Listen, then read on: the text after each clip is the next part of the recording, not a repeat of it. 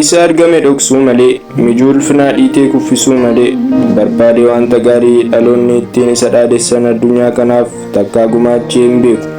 Jibbiinsa ilmaan namootaaf qaburraa kan ka'es biqiltuu gurguddataaf iji isaa nyaataaf dameen isaa gaaddisaaf ta'a jedhamee eegamu baay'ee waliin adeemiin hiddaan kukkutaa jiraata. Ammalleen akkasuma dalagaa jira.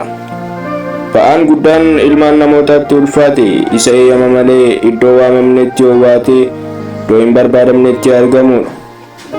Biyyi lafaa abboota keenyaaf dhangaa ulfinaa hin kennine, nuuf ammoo kennaa akkanaan olii nu badhaasa jennee eeguun gowwummaa guddaadha. Baratti xinnaan guddaaf kabaja dhabe, barri qaxxisee lubbuu muruuf namatti gamu, bara duumessi eebbaa biyyarraa fagaate, jandoon abaarsaa qe'ee dhalootaa weeraru, baratti dhaloonni faallaa abdatamu jiraatu kana. Ati Yesuusin qabaannaan dhugaadha, ati ogeessa caaluudha. Ogeessi yeroo akkasii fala barbaada, ogeessi ogeessa caalu ammoo fala isaa argata. Eeyyee kanaafan jedhe inni ati argatte Yesuus kun isa waan kamiinuu wal bira hin qabamnedha. Jireenya bara baraas siif kenna. Mootummaan isaa mootummaa socho'uu hin dandeenye, umuriin isaa umurii lakkoofsa hin qabne, ulfinni isaa kan yoomuu irra hin darbine. Yesuusin argachuu caalaa wanti nama gammachiisu hin jiru.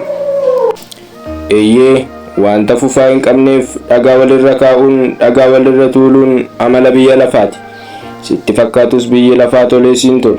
Hojjetaa isaafis mindaa gaarii otoo inni lakkaa'ee kennu tasa ijaan argee hin beeku.